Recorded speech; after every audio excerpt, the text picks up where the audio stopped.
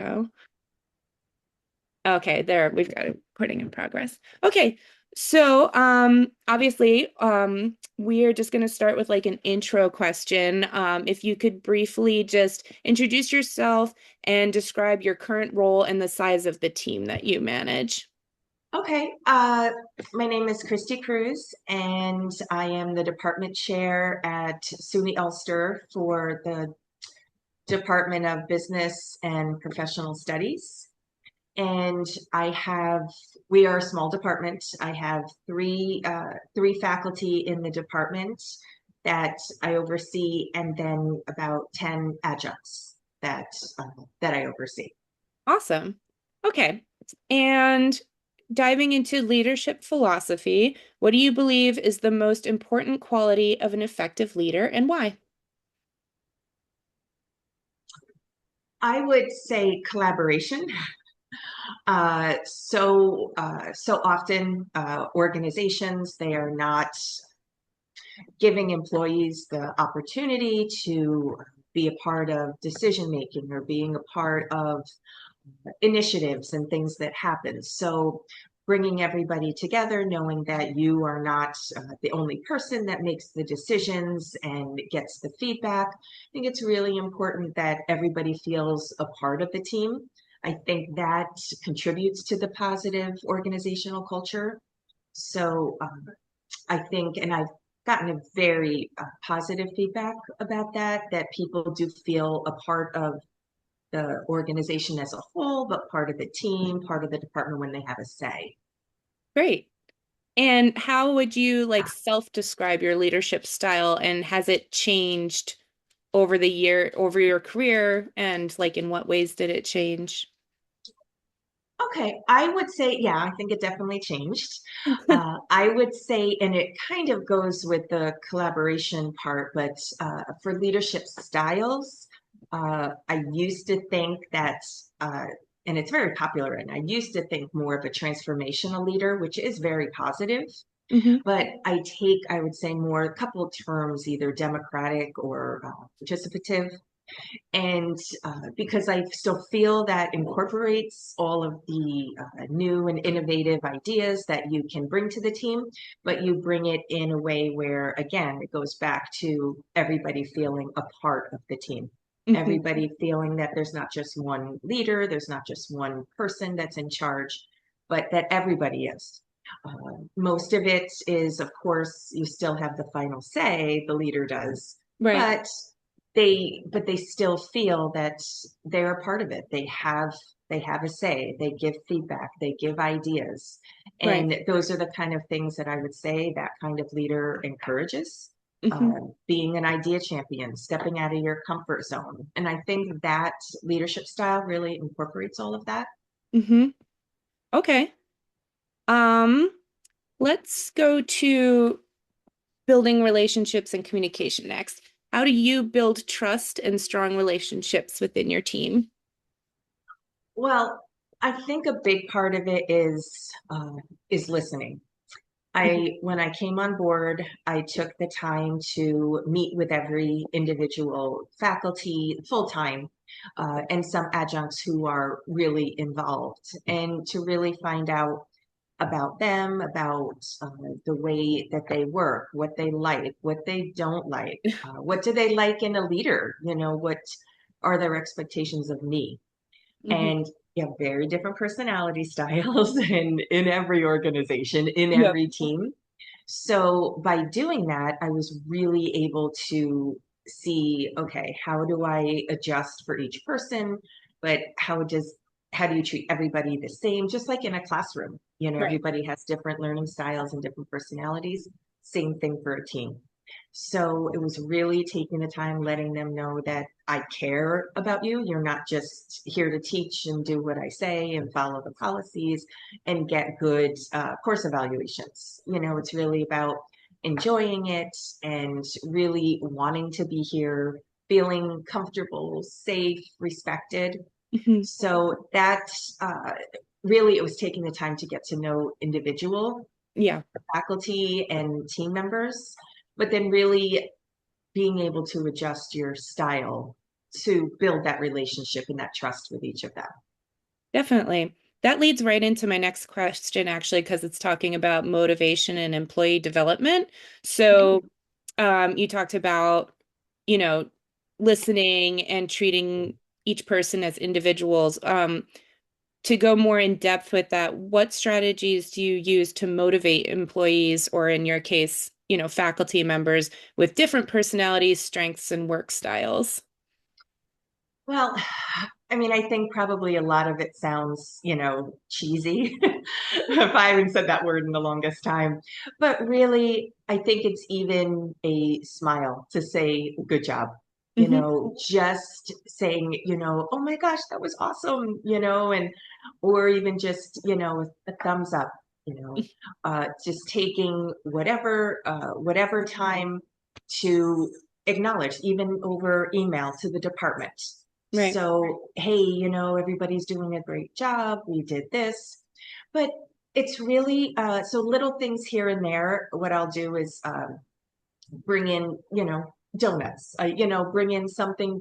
I have this bakery, French bakery around where I live, and sometimes it's just like, hey, come on, we have a busy day today. Let's, get some good food in our system. And I always have at the end of the semester, little like luncheon, and invite all the faculty, and then the president I invited, and some vice presidents, just to acknowledge our faculty.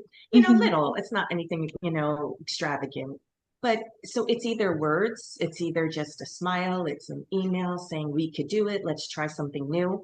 And Hmm. with a new initiative, especially the ones that aren't maybe that comfortable doing something new, trying to get them to step out of their comfort zone, Hmm. and say that I trust you to be able to do this. I know you're capable. You may not know, but I know that you could do it, and I am here to help. Yeah, that sounds great. Less fun. Let's talk about conflict. Okay. Can you describe a time when you had to manage conflict within your team? What was your approach and what was the outcome? Without giving Uh, me dirt on anybody. yes, yes. Well, when my first semester that I came, January 2025, we had a lot of student complaints about a faculty member. Mm. And it reached all the way, sometimes even before me. Students end up going right to the president or right to the vice president. And I didn't even know my president when I went to college. Okay. I didn't even know or think to go to somebody else if I had a problem. So a lot of it trickled down to me. And I was very new, so I was very cautious in my approach Hmm. the first time. But then it was a lot of different student complaints that I needed to address with the faculty member. And there was a lot of resistance and a lot of blaming, back and forth. So it was really about, uh, again, about listening, but really about bringing them together and saying, hey, we really need, there's probably miscommunication. If people felt offended or in the way something was said, we really need to get it out. So ended up bringing them together with the vice president there as well, Hmm. and addressing it that way, because it wasn't helping over email and phone calls back and forth. We needed to mediate the situation. Hmm. So that was the approach I took with that. It And not good it wasn't outcome? it was okay, It was the okay. best, it was the best it could be. Right. Great. It was the best it could be. That's an answer I haven't gotten yet. Like bringing in like a mediator that is really smart and makes a lot of sense to me. And that's like I said, that's not someone I had heard before. So that gives me something to reflect on. Um, okay, so change management situations. Can you share an example of a significant organizational change that you helped implement? How did you address employee resistance and gain buy-in? Mm. At When I was teaching at Rockland Community College, I was not only teaching, I was the director of this Title III grant, Hmm. and that was initiatives for student success, academic success. and had different initiatives. And one of the initiatives was creating a first year seminar course. Mm. And this was 2000, sorry, I don't want to waste time thinking about that. No, that's okay. Maybe it was 2012, Okay. probably around 2012. And that's when first year seminars they were new, a lot of resistance to them. Hmm. And the faculty were not ready for it. We had to do it with Yeah. the grant, but there was so much resistance. So it was really about top down leadership saying, okay, Hmm. we do have to do this, but not saying to them, sorry, you have no choice. It's okay, how can we make this where we're all happy doing this together? This Right. may not be what exactly we want to do, but look at the outcomes that'll have for the students. Look at, what the students will learn. Hmm. So what I did was brought faculty together, the ones that were well known and very respected at the Hmm. college, and got them as my you know, the role model for the other faculty. So if I can get you on board, oh, okay, Tanya's interested in this. You know what? Let me find out about it. Yeah. So, and then getting their ideas on what topics do you think the students would benefit from. Hmm. So then it became more that they had a say. Right. Still wasn't wonderful, but once it got off the ground, more people then wanted to teach it. And then it became well established and stuff. So it was good. Right. That's great. That's another one I actually haven't gotten before where you sort of like you get like a couple of like satellite buy-ins and that can kind of like bring in the other ones. Very smart. All right, under more of like cultural and employee well-being, how do you balance achieving organizational objectives while how do you balance that with supporting the individual development and well-being of employees, or in your case, team members or faculty members? Well, I think you hit upon one of the problems is work-life balance. Yeah. And I think that that's probably one of the biggest challenges Hmm. that we have. We go home, we get on our computer, we in the middle of the night wake up and students are asking questions or faculty need Right. assistance with something. So no, the question was really about well-being. How do I it's a full Balancing loaded question, so organizational can you? goals. Yeah, so it's basically balancing organizational goals with not only employee well-being, but their like development as a professional too. So like their growth, but also like getting to the goal markers that the organization has set. Okay. So I would say, little milestones. I would say, not again, making sure that they are having their time to decompress.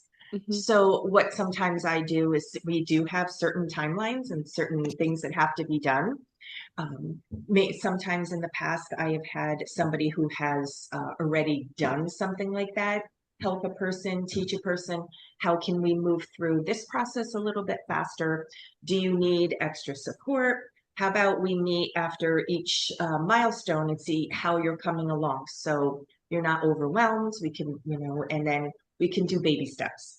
Right. So I'm not sure if that answers No, it your does. question. It's just trying to relieve any kind of anxiety or stress. So if you Right. see you're making progress, you're motivated, you know that you're doing well, Hmm. okay, I'm doing, now I could do a little bit more and making sure if somebody oversees, you to make sure that you're, making the deadline.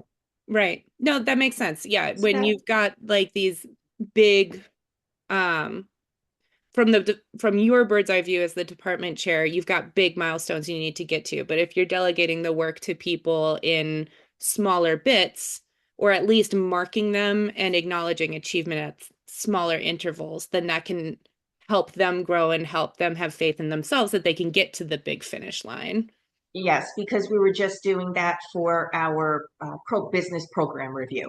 So Oh, that's great. the example that I was using as the little steps and knowing that they're making progress and we made the deadline. Yeah. So Great. Awesome. So believe it or not, that was 15 minutes already. Oh, okay. Yeah. So, and we covered all the topics, which is great. So I'm Oh, going good. to Okay. stop recording and then we can take it from there.